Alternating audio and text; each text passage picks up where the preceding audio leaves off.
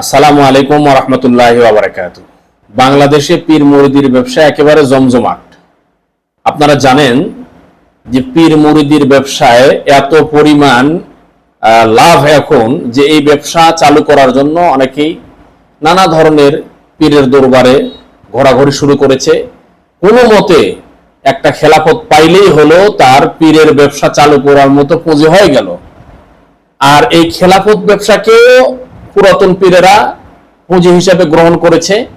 আমার নিজের জানা আছে যে রাতের অন্ধকারে যেই লোকটা পীর মুরিদের ব্যবসা আগ্রহ না, তার আগ্রহ নাই এই ব্যবসায়, অথচ তাকে পর্যন্ত খেলাফত দেওয়ার জন্য রাতের অন্ধকারে দরজা বন্ধ করে ঘরোয়াভাবে তাকে জোরপূর্বক খেলাফত দেওয়া হয়, এমন রেকর্ড আমার কাছে আছে। মোট কথা আমি বুঝাইতে চাচ্ছি যে পুরাতন পীরেরা খেলাফত দেওয়াকে এবং আগামীর পীর ব্যবসায়িক যারা হবে, পীর মুরিদের যারা ব্যবসা করবে, তারা খেলাফত নেওয়ার জন্য নানা ধরনের পীরের দরবারে যাতায়াত করে। মোট কথা বাংলাদেশে পীর মুরিদের ব্যবসা জমজমাট।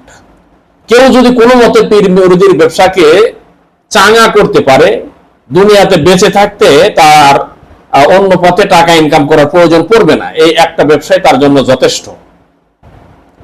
এখন যারা পীর মুরিদের ব্যবসা চালু করতেছেন তারা আমার বিরুদ্ধে তো লেগে যাবেন, কোনো সমস্যা নাই।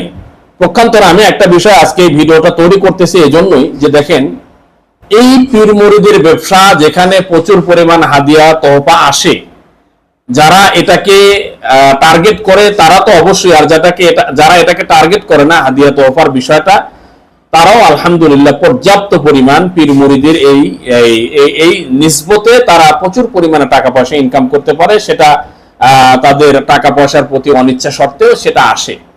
আপনারা জানেন যে চরমনায়ের পীর বাংলাদেশের মধ্যে বিশাল জনগোষ্ঠী, একদম পীর মুরিদির যারা পীর মুরিদি পছন্দ করেন বা যারা পীর মুরিদির সাথে সম্পৃক্ত, আমি যদি ভুল না করি আমার পরিসংখ্যানে এমনটাই মনে হয়েছে, যারা পীর মুরিদের সাথে সংযুক্ত তাদের 50% চরমনায়ের পীরের সাথে সংযুক্ত, আর বাকি 50% নানা ধরনের বিভিন্ন দরবারের পীর মুরিদের সাথে সম্পৃক্ত।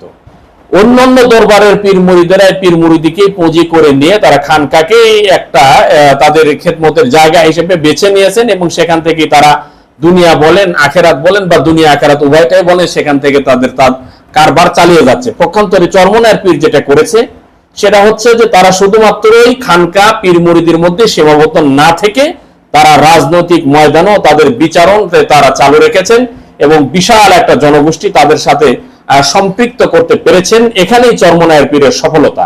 আমি পীর মুরিদিকে খুব বেশি পছন্দ করি না। হকপন্থী যারা পীর, যারা তাদের পীর মুরিদির মাধ্যমে মানুষকে আল্লাহর সাথে সম্পৃক্ত করে দিচ্ছেন, এই ধরনের পীরকে অপছন্দ করার কোনো সুযোগ নাই। বাকি গড়পড়তা যে পীর মুরিদের যে ব্যবসা আছে, এই ব্যবসাকে আমি আগে থেকেই সাপোর্ট করি না। এরপরও চরমনায়ের এই পীর মুরিদের ব্যাপারে আমার যেমন কোনো ধরনের মন্তব্য নাই, তারা যেমন দুনিয়াবি পীর মুরিদের কারবার করে না, ঠিক তেমনি ভাবে তাদের ভালো লাগার একটা দিক হচ্ছে তারা শুধুমাত্র খানকাকেই তাদের খেদমতের জায়গা সীমাবদ্ধ না রেখে তারা ময়দানেও নেমেছে, রাজনীতির ময়দানে, এবং এখানে তারা বিশাল বড় জনগোষ্ঠীতে তাদের সাথে সম্পৃক্ত করতে পেরেছে। আমার একটা কারণে তাদের ভালো লাগে এবং তাদেরকে আমি সমর্থন করি। অন্যান্য পীরের তুলনায় তারা অনেক ভালো। তারা যেমন পীর মুরিদের দিক দিয়ে তাদের ব্যাপারে কিল অকাল তো অবশ্যই আছে, বাকি সেইটা যেমন খুবই জোরদার না, ঠিক তেমনি ভাবে অন্যান্য পীররা যেমন শুধুমাত্র এই খানকাকেই তাদের ইবাদতের জায়গা বা তাদের ব্যবসার জায়গা বলেন বা তাদের খেদমতের জায়গা, যেটাই যেভাবে আপনি ব্যাখ্যা করেন সেটাকে নিয়ে সীমাবদ্ধ থেকেছে। চরমনায়ের পীর তা করে নাই, তারা মাঠে ময়দানে নেমেছে।